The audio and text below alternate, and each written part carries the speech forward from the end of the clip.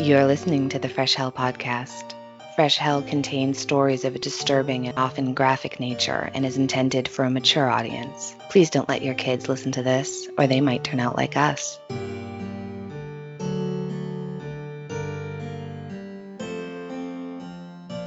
Hi, I'm Annie from the US. And I'm Johanna from Austria, and you're listening to your favorite international podcast where we cover murder, mystery, and the macabre throughout history. And I think for everything else that we have to tell you, just wait around until the end, because that's when we're gonna inform you about Patreon, ways to contact us, and everything else. We hope you enjoyed the little two-part summer special, Hot Pursuit. I know that we have quite a few new listeners who found us thanks to this collaboration. Yeah. It's always so much fun and such an honor to be invited. Now I sound like Donald Duck. You should tell them what happened just before we started recording. I just swallowed a mosquito. I'm sorry. If my voice sounds weird, I just swallowed. I was riding my bike and apparently I'm a very friendly person on my bike because I was smiling and then I swallowed a mosquito. The worst. So my throat is a little bit itchy.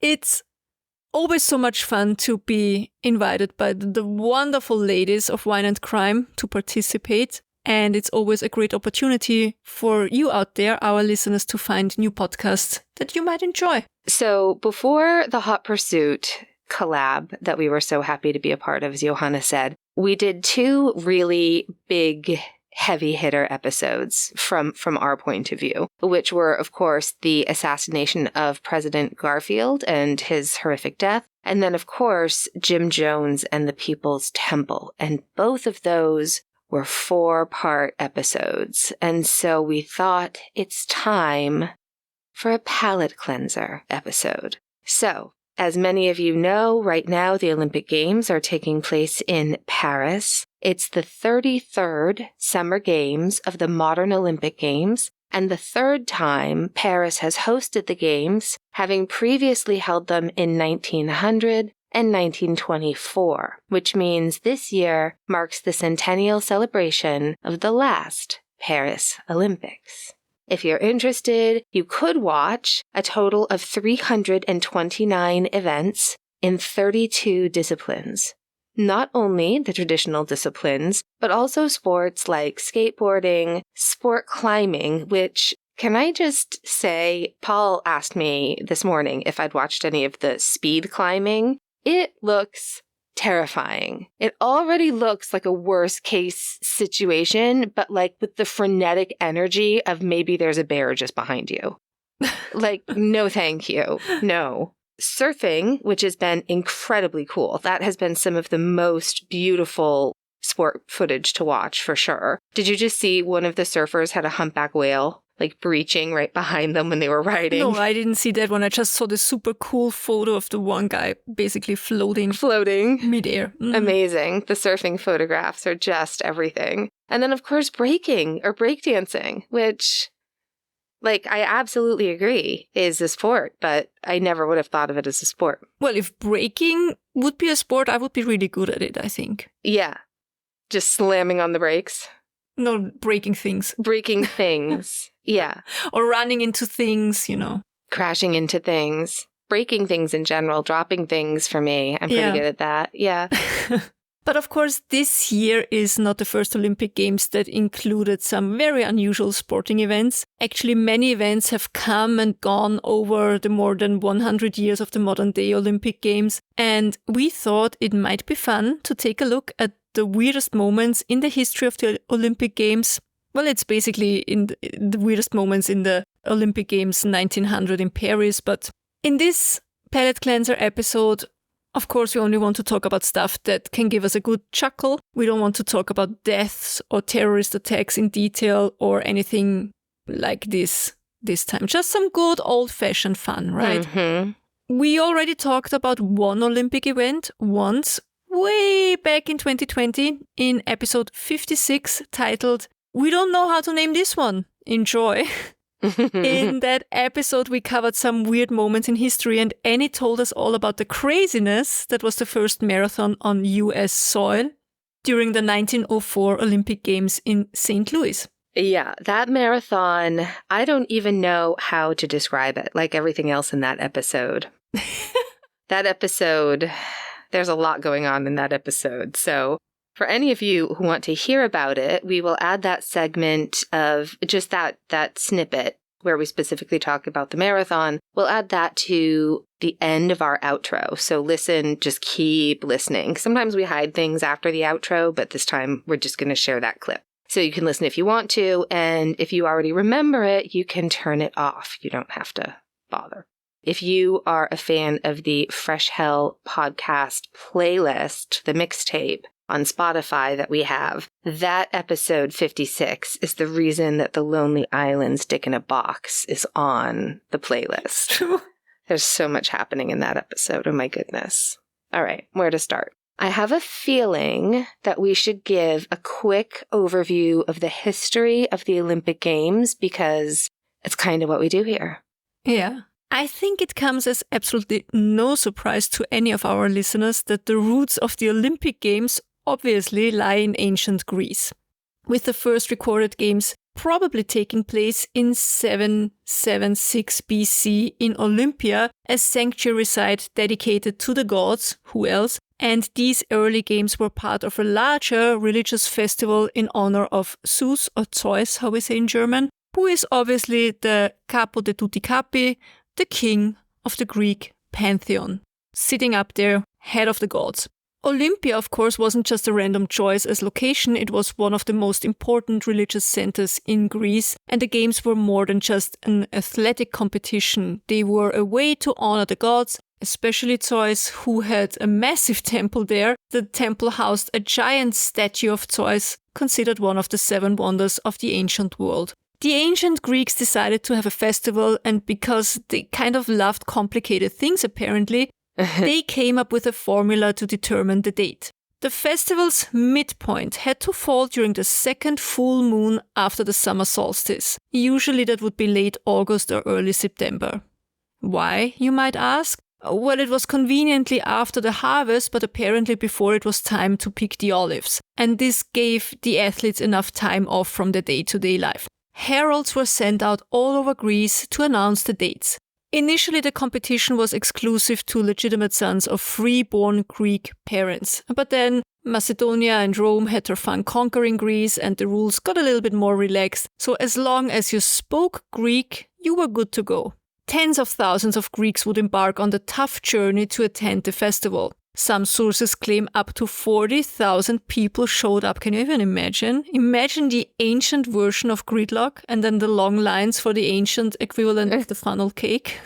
The games were a mix of athletics and combat sports like wrestling and the pancration, which is basically a no-rules ancient MMA version of sport. There were also horse and chariot races, because why not? I mean, everybody likes to see those. You might have heard that all conflicts among the city-states that ancient Greece was not one Greek state, it was city-states, and all the conflicts among those states were paused during the games. That's kind of a charming myth. The wars didn't stop. But there was a truce that allowed religious pilgrims safe passage. They were basically protected by Zeus himself, or so they believed, because, divine intervention and all that played a huge part in ancient religious beliefs. Basically, the gods were very often bored and had nothing better to do than to interfere in human banalities. And to be fair, if I were a god and had eternal life and omnipotency, I so would have messed with humans every chance I would get. I mean, not in a mean way, but what else do you have to do? Like sitting on Mount Olympus and watch the stars pass by?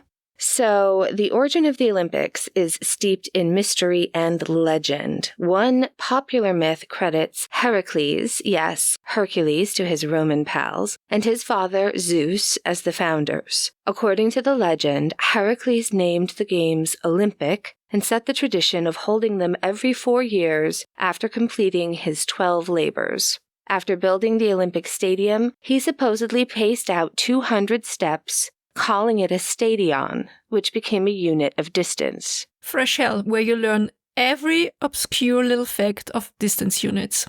That's right. Rods to stadions, everybody. Look out. The widely accepted start date for the ancient Olympics is 776 BC, based on inscriptions found at Olympia listing the winners of a foot race held every 4 years.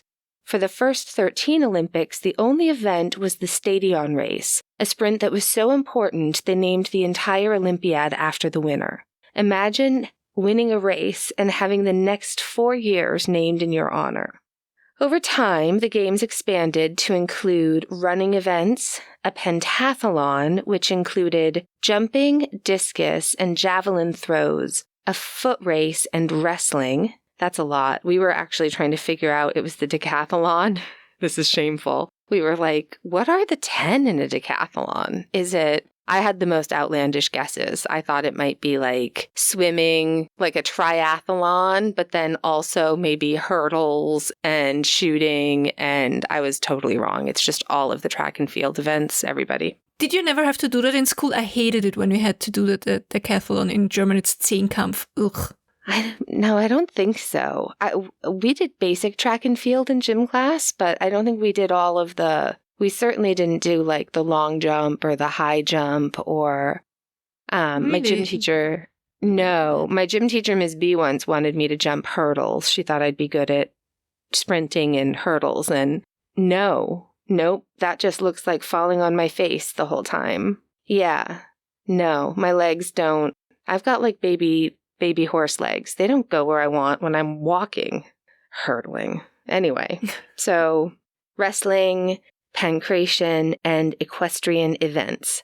But it wasn't all about the physical feats. The games also included artistic competitions like poetry and sculpture, reflecting the Greek belief in a balanced development of body and mind. However, not everyone was welcome. Women were generally barred from competing and attending, although there are tales of some sneaking in or even winning through proxies. By the way, one of the first Olympic champions was a cook named Coroebus, which shows that the competition wasn't just for the aristocrats. We really love an underdog story, especially when it comes to cooking and sprinting.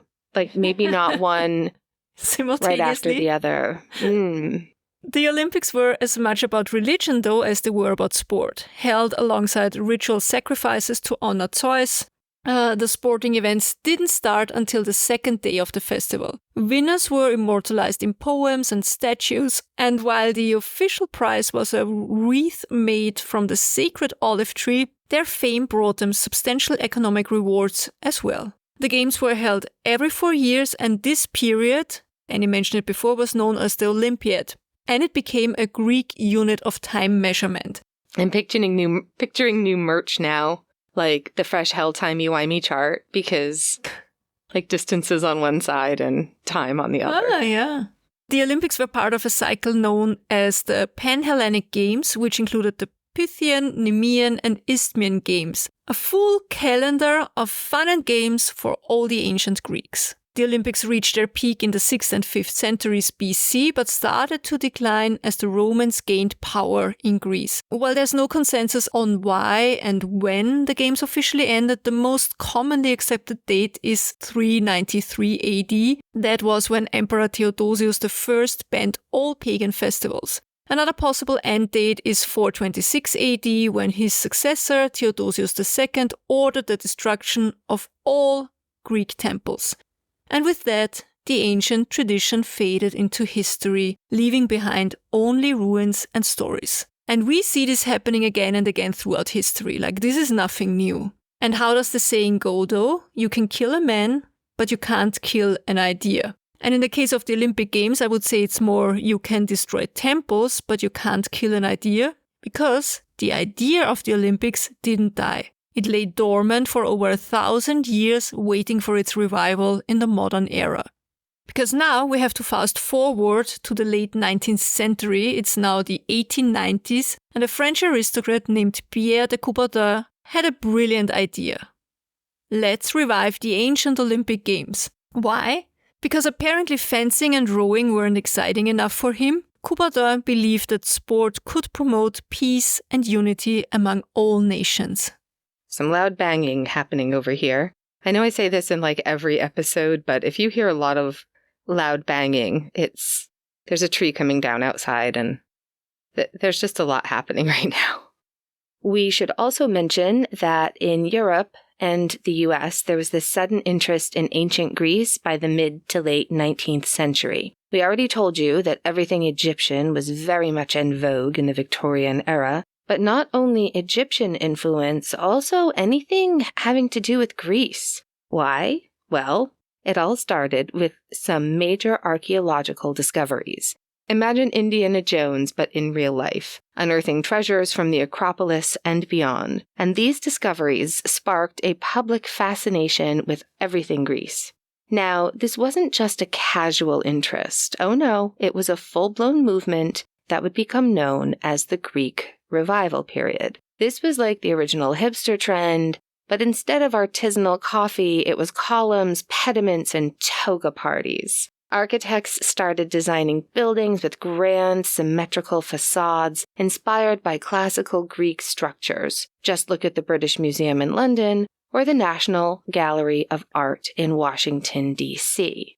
I mean, Centennial Park in Nashville, Tennessee, actually has a full-scale replica of the Parthenon in Athens, which was erected in 1897 for the Tennessee Centennial Exposition. Or look at the Parliament in Vienna, that's also built in Greek Revival, because Greece is the birthplace of democracy. It wasn't just about the buildings. The Romantic movement, which was already head over heels for anything dramatic and idealistic, jumped on the Greek bandwagon too. Romantics saw ancient Greece as the pinnacle of artistic and intellectual achievement. And of course, classical education was all the rage. If you were anybody in the 19th century, you were studying Latin and Greek, probably quoting Sophocles at dinner parties, and pretending to understand Plato's Republic. People were practically tripping over themselves to show how much they loved Greece. Even the term Philhellenism popped up. It means love of Greece and perfectly captures the era's vibe. People were supporting Greek independence, swooning over Greek art, and basically turning ancient Greece into the 19th century equivalent of a pop culture phenomenon. And that's where Pierre de Coubertin comes in. He was the son of a noble family, and he was so inspired by the glory of ancient Greece that he decided to revive the Olympic Games in 1896. He thought, let's bring back those ancient ideas of physical and moral excellency. Plus, it's a great excuse to throw a massive international party every 4 years. And I mean, who wants to say no to that? In 1894, Coubertin founded the International Olympic Committee, so the IOC. And 2 years later, the first modern Olympic Games were held where? What do you think? Of course, in Athens, Greece. It was basically like, I don't know, let's bring the band back together. The band after 1,500 years. Athletes from 14 countries competed in 43 events. And sure, there were some logistical hiccups like having to use the unfinished stadium, but they managed somehow, and it was a modest start, but it laid the groundwork for what would become a global phenomenon. Next up, the 1900 Paris Games. This time, the Olympics were part of the World's Fair, which sounds like a great idea until you realize that the logistics of this lead down one road, and that road is to utter chaos. It's just awful. Paris is buzzing with excitement for the Exposition Universelle at the World Fair, showcasing the latest in fashion and technology, escalators, audio recorders, and yes, the Olympics. Also, the Olympics are in there somewhere. So, yeah, our dear friend Pierre Coubertin had this brilliant idea of linking the games with the World Fair. But World Fair organizers were way more interested in high heels and gadgets than they were in hurdles and gymnastics. As a result, the Olympics were treated like the World's Fair awkward cousin who showed up uninvited, like with a guest. The audacity. And then had to sit at the kiddie table. Yeah. These games had no opening or closing ceremony. The events were spread over 5 months. Can you even imagine? Oh my God, that sounds exhausting. The athletes didn't know if they were literally coming or going. Some of them didn't even actually understand that they were there to compete in the Olympics. Imagine showing up for a casual game of croquet and then, winning the silver. Like, surprise! Quelle surprise! I am not kidding. I am sincerely not. Okay. Let's start with the Australian Donald McIntosh, the finest shooter in the world who was blind in one eye. He stopped by Paris for a casual day of live pigeon shooting. Little did he know he was actually participating in the Olympic Games. He bagged 22 birds in a row, took home the prize money, and probably thought, well, that was a fun little detour. Prize money, you might ask? Well, there was no gold, silver, or bronze medals as we know them today given to the winners of the Olympic Games. The winners would receive cups, trophies, or in some events, cash. It wasn't until 1992 that the IOC, the International Olympic Committee, considered to award McIntosh with a posthumous gold medal. Ultimately, the IOC decided against awarding him the medal. The decision was influenced by challenges in verifying results and the fear of establishing a precedent for retroactive awards based on unreliable or incomplete documentation. Thus, McIntosh's achievements, while notable, were not officially honored by the IOC. And how about Frederick or Freddie Lane, another Australian? He was a swimmer and participated not only in the 200-meter freestyle with his signature style, which was the side stroke, but also in the 200-meter obstacle race. You heard that right, it's a swimming obstacle race. This event was completely new, introduced as Olympic discipline just that year, and it involved various challenges beyond simply swimming. Alligators. The water moccasins. They just dropped a bunch of poisonous water creatures in the river. It was fine. The competitors had to navigate a course with obstacles such as a rope to climb, a boat to swim under, a net to crawl through, whatever. You might have already guessed that it was not included in future Olympics, likely due to its complexity and lack of standardization. And it was giving viewers nightmares. They were like, no. Freddie Lane plunged into the murky Seine because that's where all the swimming events took place, both back then and apparently again today. And he was dodging boats and navigating an obstacle course that would make American ninja warriors blush. And he won both the 200-meter obstacle race and the 200-meter freestyle. And instead of medals, he got statues, because why not? By the way, I know this year, as I said, the Seine was once more used for the swimming events, and there was quite a controversy with some E. coli bacteria. Back in 1900, I'm sure there was the same problem, but apparently the river back then was so polluted that many athletes also suffered from severe skin infections afterwards. Yeah, so much fun. Nobody was taking probiotics or monitoring how much sewage was in the water. Like, no, it's fine. It's fine. Have a shot of whiskey. It'll kill all the bacteria. And if you thought, okay, well, that's it probably, right? No, that's not it. We've got more. Let's talk about Stan Rowley. This Aussie sprinter won medals for 2 different countries in the same Olympics. Rowley competed in the 60-meter, 100-meter, and 200-meter sprints, snagging bronze in all 3 events. After he was done with these 3 events, he was then talked into joining the British team for the 5,000-meter relay, even though he was a sprinter, not a distance runner. But it really didn't matter. The team just needed a 5th runner, and it didn't matter how fast he would finish, because the British team was absolutely convinced that the other 4 runners were strong and fast enough to win that gold medal. The 5th runner was only needed as a formality.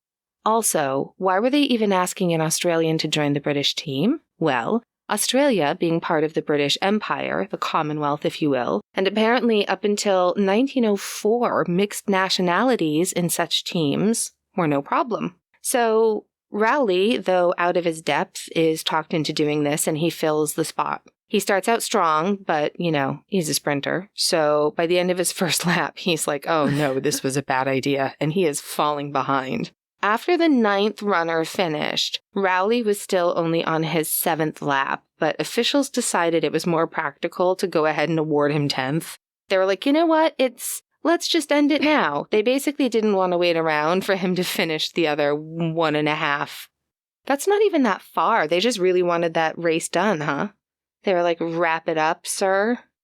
Well, Despite Rowley's less than stellar performance, the British team did in fact clinch that gold medal, and Rowley found himself with an Olympic gold. I mean, he participated. He helped. He did. They needed him on the team. Now, when it comes to weird sport disciplines during the 1900 Olympic Games, it's a bit of a blurry line here because of the World Fair, actually. There were a lot of sporting events that were more for show and less to make them real Olympic disciplines. So that's why the Games included several very unconventional disciplines that were unique to that year. Here are some of the more curious ones. Ballooning, which meant competitors flew hot air balloons over Paris, with the winner obviously being the one who traveled the farthest and stayed in the air the longest. The winner, the team of Henri Delavolx and Georges Castillo de Saint-Victor, they set two very notable records that year. They set a world record for distance by flying from Paris to Kiev, covering a distance of approximately 1,925 kilometers. And their flight also set a record for duration, lasting nearly 36 hours. That's a long time in a balloon. Yeah, this record showcased endurance and skill required for long-distance balloon flights. But again, there's also a crazy story here as well. And I hope it's true because I read it in several sources and I think it's really funny. After setting the world records for distance and duration, they landed in what was then part of the Russian Empire and is now modern-day Ukraine. And due to the political and administrative complexities of the time, they were apparently arrested for not having proper passport documentation. This was a result of the lack of international regulations and the bureaucratic challenges faced by early aviators. They were only detained briefly, though, before being released, and the incident highlighted the logistical and legal difficulties that these pioneers of aviation sometimes encountered during their very historic, important journeys. So I found that funny. Some other events were fishing. This was the only time fishing was included in the Olympics. The event featured competitors catching fish in a designated area in the Seine, I think. My favorite, cannon shooting. Yes. This involved shooting at stationary targets with cannons, obviously adding a very dramatic flair to shooting sports. I love it. What's the Olympic Games without some dramatic flair? Then, kite flying. Let's go fly a kite up to the highest height. The participants flew kites and the kites were judged on various criteria. The next one is great. Life saving. This event tested athletes' ability to rescue people out of the water. Think Baywatch. And now that I'm thinking, maybe that wasn't even planned. Maybe it was a necessity during the swimming events. Right? What? Not everyone can swim? That's fine. That's fine. We also have firefighting, where the athletes were professional and volunteer firefighters and they were competing in teams. Then we have croquet, not widely recognized as an Olympic sport today. It was included in the 1900 Games. Basque pelota, which is a traditional sport from the Basque region, which is played with a ball and a ball. We have cricket, which is obviously a team sport with a long tradition in the United Kingdom and all the colonies, and it was included in the 1900 Games, although it was only played by two teams, Britain and France. Yeah. Last but not least, I want to mention pigeon racing. Basically, the competitors were releasing pigeons from a designated location and they timed their return to the lofts. Also, I think they had painting and other artistic things like in the spirit of the ancient Olympic Games. Poetry, these kind of things. And don't forget tug-of-war. Oh my God, thank you, yes. I think for us today it's pretty much like a backyard game or a picnic game or school sports day staple, but believe it or not, it was once an official Olympic event. And it was actually an official Olympic event until 1920, I think. The tug-of-war tournament featured an interesting lineup. The main event was between a mixed team from the Racing Club de France and a mixed Scandinavian team.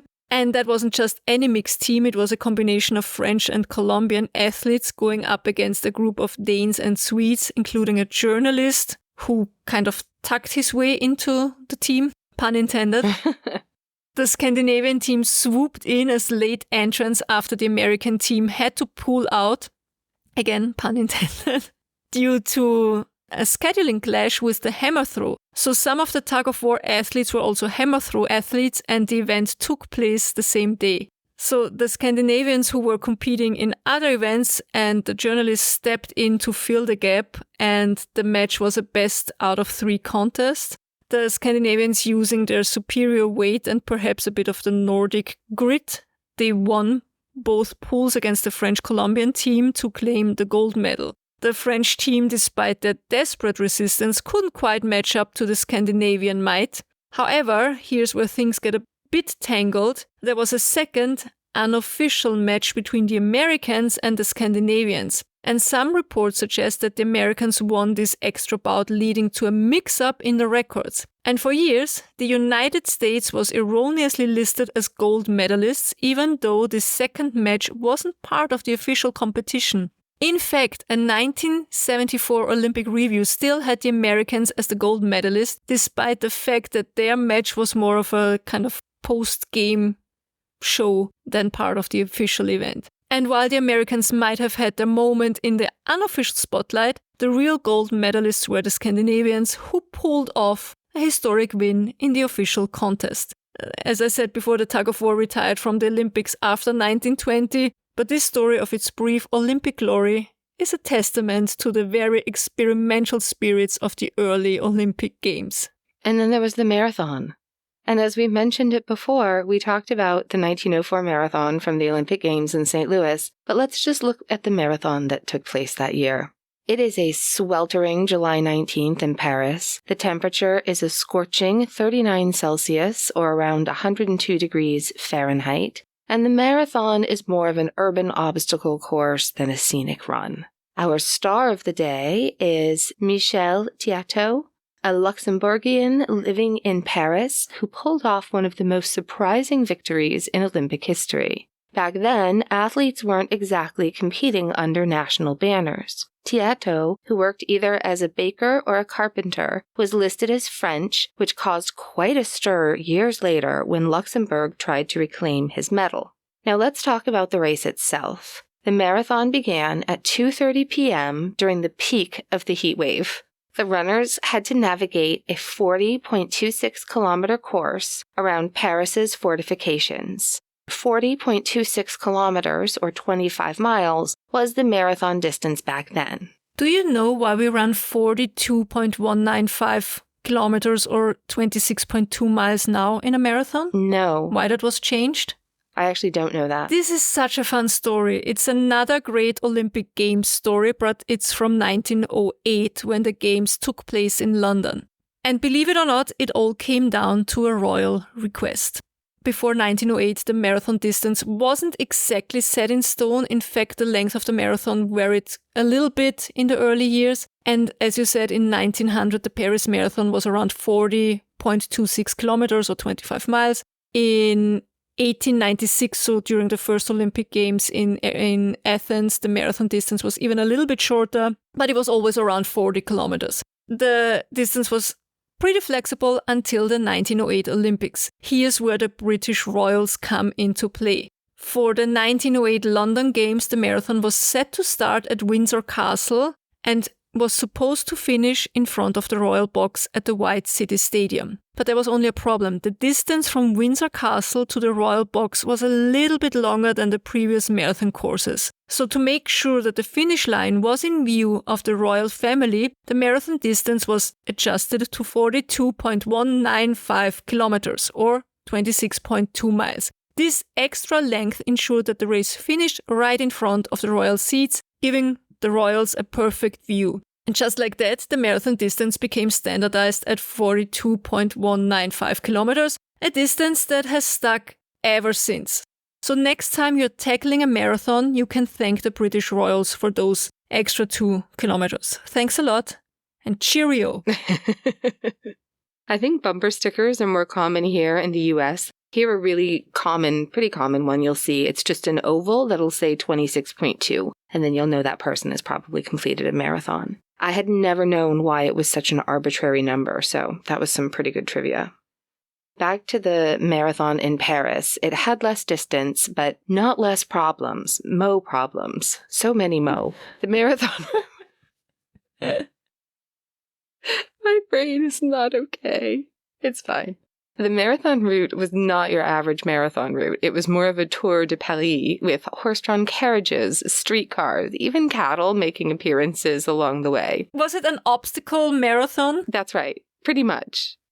Out of 20 entrants, only 13 started. And 7 were like, you know what? No. Too hot today, which I respect that. And then of the 13 that started, only 7 made it to the finish line. Georges Touquet-Downy, one of the favorites, my personal hero, decided to take a cafe break and have a few beers rather than keep on running in that incredible heat. I support that decision. And as you might guess, he did not finish.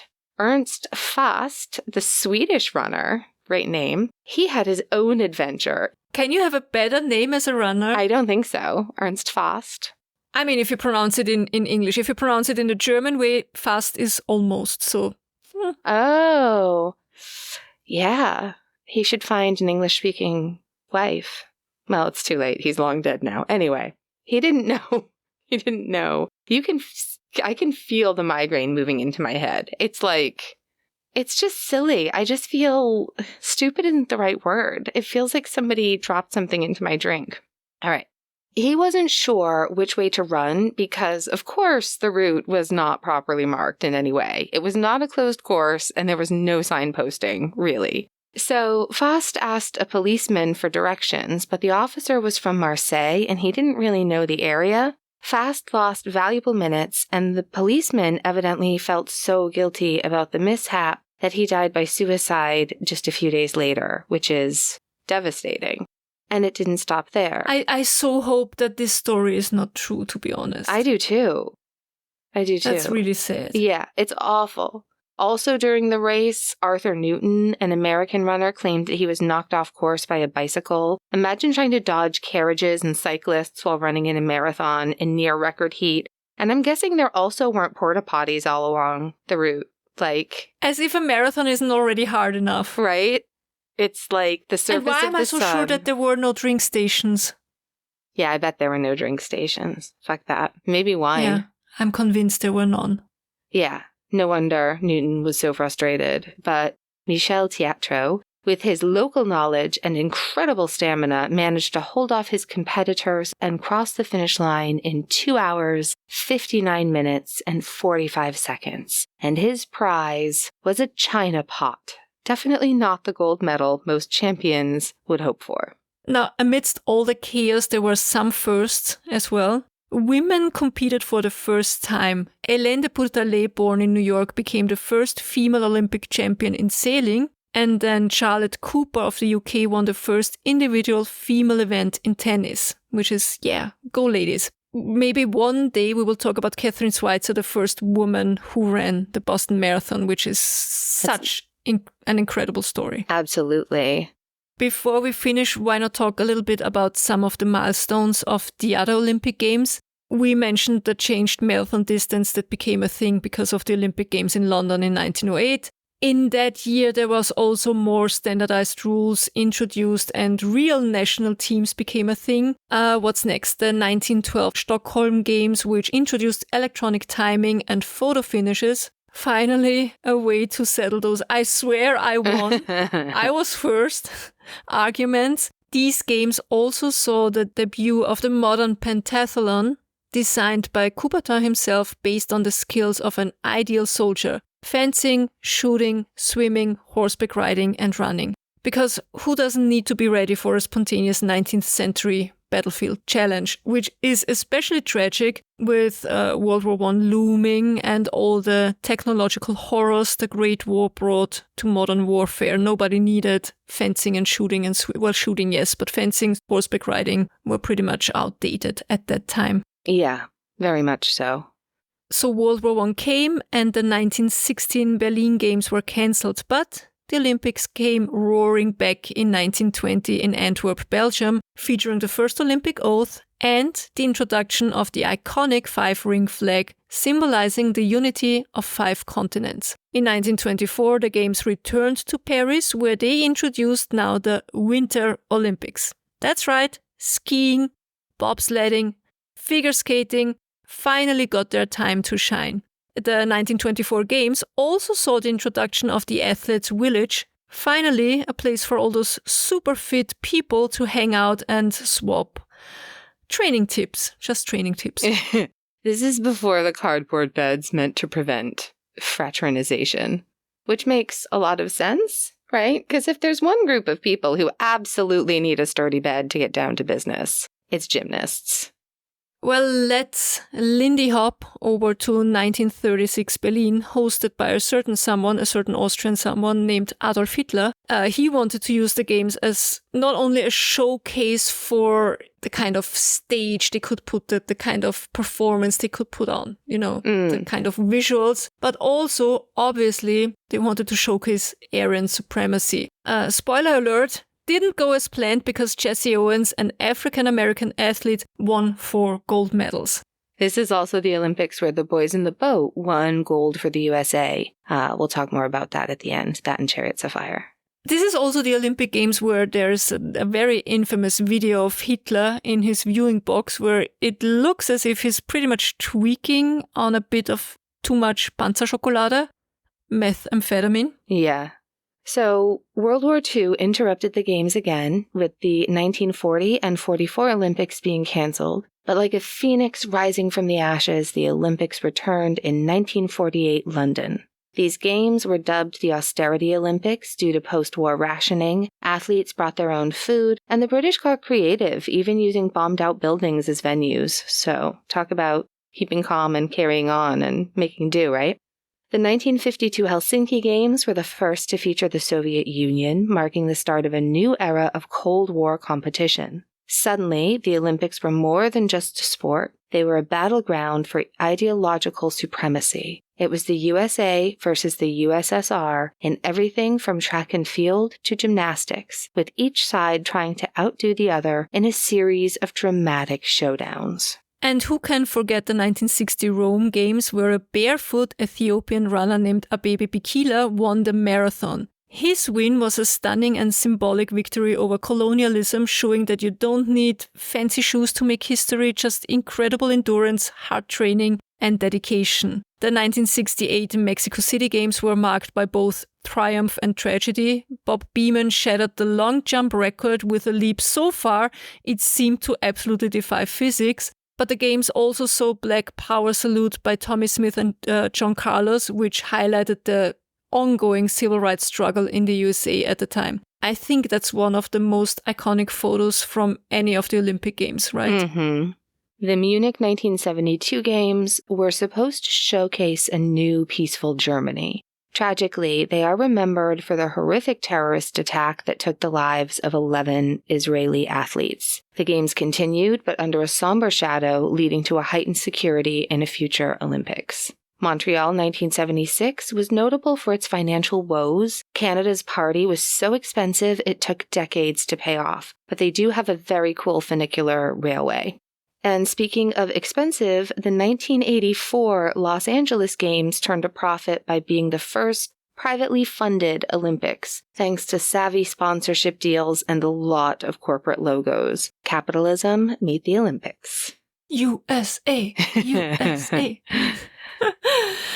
All hellions our age or older, what comes to mind when I say Freddie Mercury and Montserrat Caballé?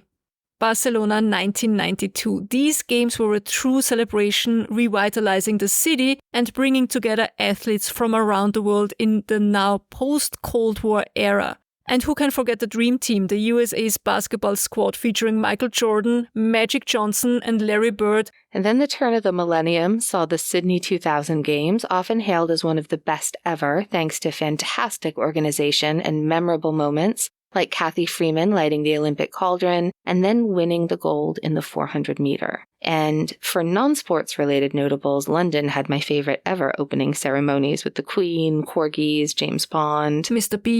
Bean and the Chariots of Fire theme. Amazing. And here we are now, Paris 2024. The modern Olympics have come a long way from their chaotic and quirky beginnings. They've grown into a global spectacle that celebrates the best of humanity, our athletic prowess, our competitive spirit, And yes, our ability to come together despite our differences. And just like Pierre de Coubertin dreamed, they continue to promote peace and unity, one crazy marathon at a time. We also like to sort of watch the chaotic dumpster fire that is every single Olympics, isn't it? Like, I can't think of a single Olympics in our lifetime where it hasn't been some level of chaos. It's apparently part of the Olympic spirit. It is. You gotta. Do you have something good? Yeah, I made up a little list of movies that I really like featuring the Olympics. Do you want to hear it real quick? Yeah, of course. Let's All right. So first up is Boys in the Boat. Came out in 2023. It's the underdog story of the U.S. men's rowing team in the 1936 Olympics. And it was based on the 2013 book of the same name by Daniel James Brown, which is also excellent. Who also wrote my favorite book about the Donner Party. Yes. Yeah. The Indifferent Stars Above. Love that. That's book. right. Yep. It's a really good book. Eddie the Eagle is the underdog story of a jumper, ski jumper. And it's Taron Egerton is in it, as well as a lot of other faces you're going to recognize. And he's great. He's such a chameleon, I think, Taron Egerton. I grew up watching Chariots of Fire. That came out in 1981. And, of course, The Cutting Edge, 1992. Like, toe pick. If you haven't seen that, you're missing out. More recently, we had I, Tonya, about Nancy Kerrigan and Tonya Harding. It was so good. A really fun one is Cool Runnings from 1993, the infamous story about the Jamaican bobsled team.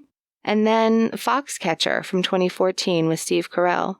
Foxcatcher was amazing. I had never heard that story. I had no idea what the movie was about. I was blown away. The whole thing is heartbreaking. And there also exists a really good documentary about that case. Nice. So good. Nice. But yeah, loving the Olympics. I really got into the women's rugby this time. That was exciting stuff. I'm not alone in being an Ilona Maher fan. And a couple years ago, well, quite a few years ago actually now, probably 15 years ago, Paula and I got super sucked into curling during the Winter Games. There's always like one sport that we don't know that much about, and then we'll watch it and we get super into it. Love it. And that's it. I hope you enjoyed the episode. A little bit light-hearted, bantery episode.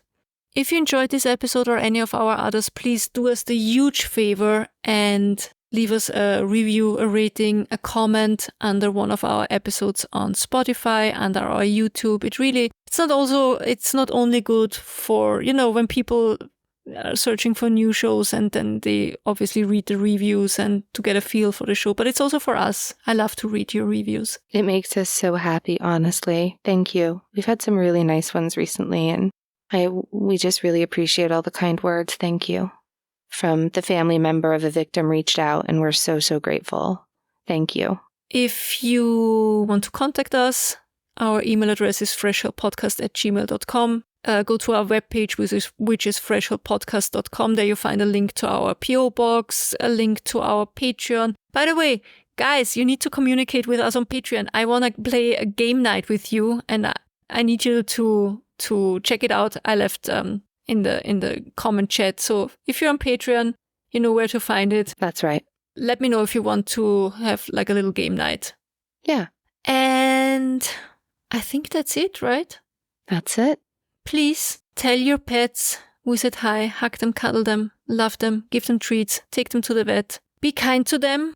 Be kind to other human beings. Follow a little bit of the Olympic spirit. I always love those clips we see where one athlete helps out the others. Yes, I totally agree. And be kind to yourself. That's the hardest part of it all. That's right. And if you're going through hell, keep going. Tschüss. Bye.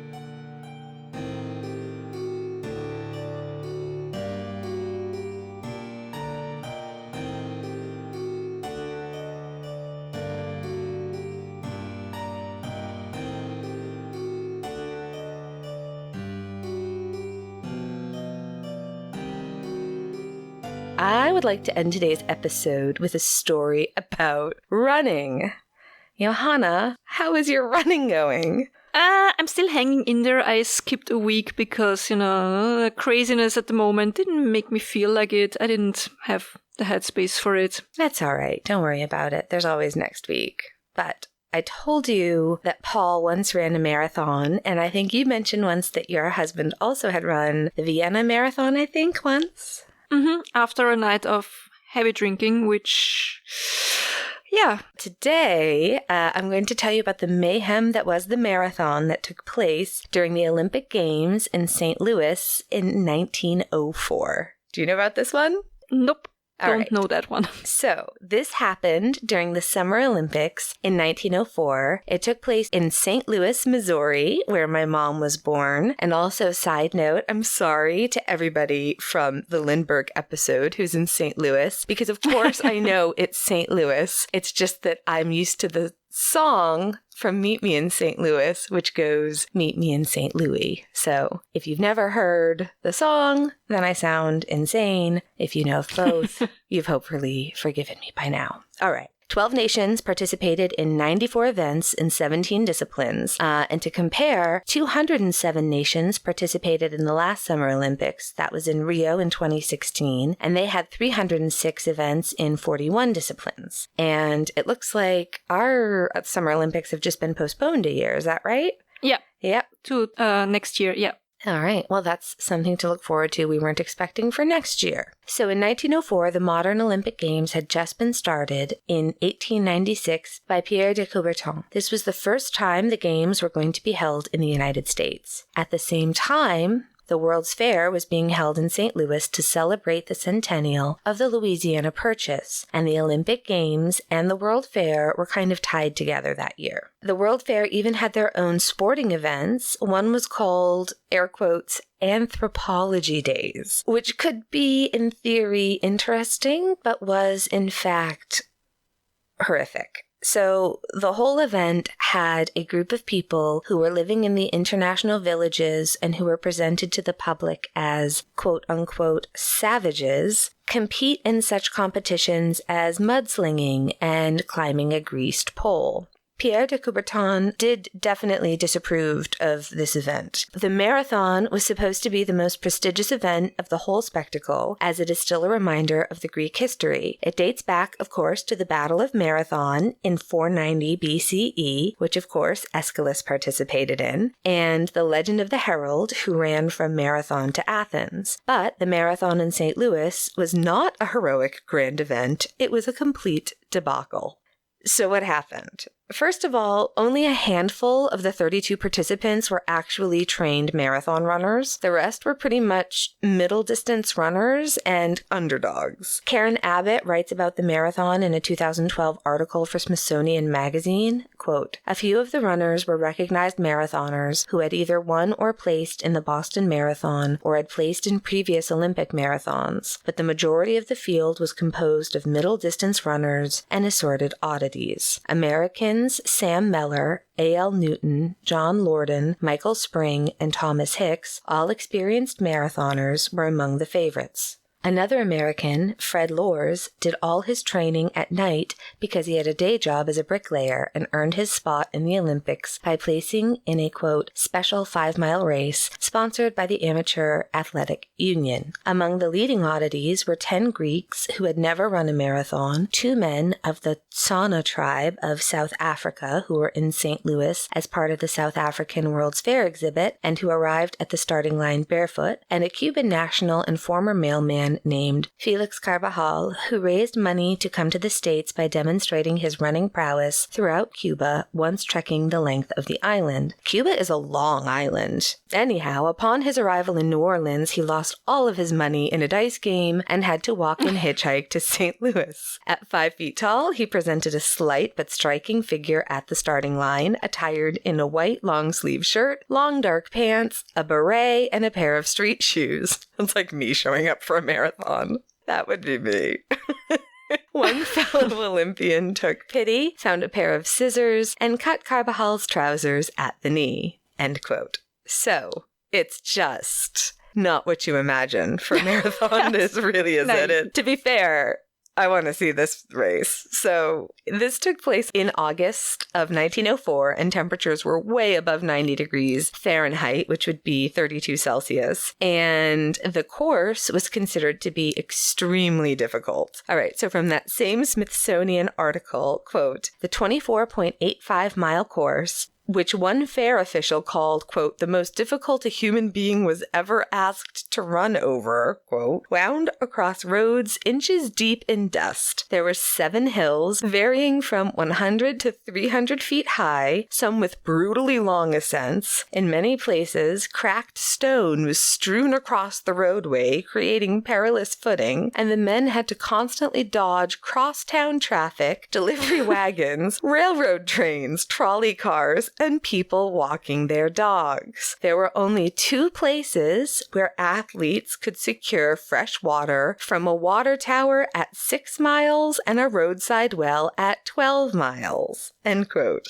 I just can't with this marathon. So listen, if you've been stuck at home and you're really sad because you haven't been able to do all the running you wanted to do, it could be worse. I mean, this is... Okay, so apparently the organizers of the games wanted to test the effects of dehydration on long-distance runners. And another thing that made the event extremely difficult for the runners, their coaches and medical professionals were accompanying them by riding in cars next to them and in front of them. And so the roads were, as mentioned before, unpaved and dusty. So dust and gravel were swirled up into the air by the car tires, which made breathing almost impossible and caused the participants to cough for most of the almost 25-mile run. Jesus. One runner named William Garcia almost died because the dust had coated his esophagus and damaged his stomach. Another one couldn't stop vomiting and had to give up. A third runner was chased off by wild dogs. Side note, this all sounds exactly how I imagined marathons would be. But it still doesn't have enough dogs for my liking. Just for the record. All right. Now, I mentioned the runner from Cuba, Felix Carvajal, before. So he was really something. So at first, he just strolled along the route, chatting with the spectators on the way. Then he approached a car and he asked for one of the peaches that the driver was eating. And the driver was like, no, this is my peach. So Felix snatched it out of his hand and ran off. Then he got to an apple orchard and started to eat. Again, this guy sounds just like me. Showed up completely unappropriately dressed for a race and then just started eating everything he could find. So then he comes to an apple orchard and started to eat apples, which turned out to be rotten. How he didn't notice that, one can only guess. This caused severe stomach cramps, so he lay down and took a nap. We also have the first reported drug abuse in the history of modern day sports. So the American Thomas Hicks, who is one of the favorites, I don't even know, all right, you tell me if you think this is a performance-enhancing drug. So he was fed a mix of raw egg whites and strychnine 7 miles before the finish line. And, I mean, I think we can all agree that's not fair, is it? It's just... Why? All right. So strychnine, of course, it's a poison, and it's used, we know, as rat poison. But just like arsenic, it can apparently also be used as a stimulant. And the thing is, back then, there were absolutely no rules about performance-enhancing drugs in sports. So you could have as much fucking egg white strychnine as you wanted, and no one was ever going to tell you to stop. Oh, God. All right. What else happened? Oh, okay. So the Smithsonian article mentioned the American runner Fred Lors. So he was in the leading group of the marathon when he started to suffer from some leg cramps, probably on account of all the dehydration. So he stopped a car and asked the people in it to give him a ride, and they were like, sure, hop in. So while passing all the other runners, he just fucking waved out the window at him, rode in this car for 11 miles, recovered comfortably from his leg cramps, then emerged from the vehicle and finished the race in just under 3 hours, placing first. What a surprise. Who Who would have seen that coming? Except for literally every guy he fucking passed in a car. So the crowd is ecstatic, and they're chanting an American one, an American one. And Alice, who is the daughter of President Theodore Roosevelt, is placing the laurel wreath on his head. And that's done. And then she's about to hang the gold medal around his neck. And all of a sudden, the people he had passed had started to arrive at the finish line, and the ruse was discovered, and the chants turned into angry threats and boos. And Fred Lors was like, I'm just kidding. Don't worry. I was just kidding. Sorry. Here, take all this back. I'll see myself out. In the meantime, Thomas Hicks, who was given even more strychnine and egg white, this time they added a little bit of brandy, because if there's one thing that's going to help you when you're dehydrated on a marathon course, it's just a little bit more alcohol. Yeah, he finally started to show signs of strychnine poisoning once they added that brandy to the mix. So from the same article, I will link to this obviously in our sources because this thing is a gem. Quote, he began hallucinating, believing that the finish line was still 20 miles away. God, can you imagine how awful that would have been? Ugh. In the last mile, he begged for something to eat, then he begged to lie down. He was given more brandy, but refused tea. He swallowed 2 more egg whites. Poor guy. Fucking egg whites. He refused tea, but he just horked down a couple of slimy egg whites. It's so gross. Why? Oh, okay. He swallowed 2 more egg whites, and then he walked up the first of the last 2 hills, and then jogged down on the incline. Swinging into the stadium, he tried to run, but was reduced to a graceless shuffle. His trainers carried him over the finish line, holding him aloft.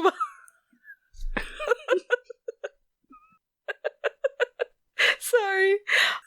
Holding him aloft while his feet moved back and forth, and he was declared the winner. I just keep imagining those videos of people like holding a corgi just above a swimming pool and their little feet moving.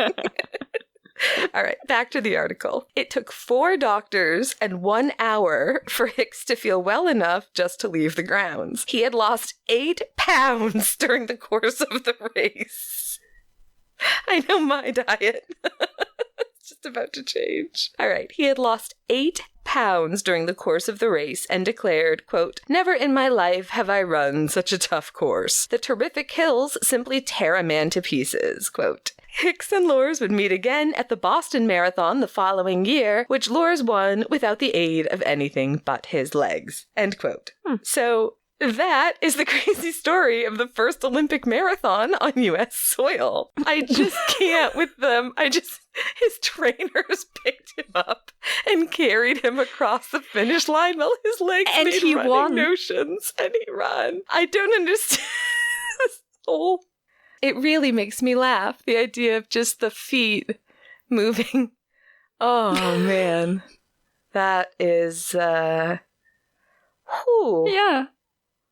Good stuff. I don't think I ever gonna run a marathon. That sounds exactly how I imagine most marathons are. That sounds on brand for how I imagine marathons to be. I don't know. God love the people who do it.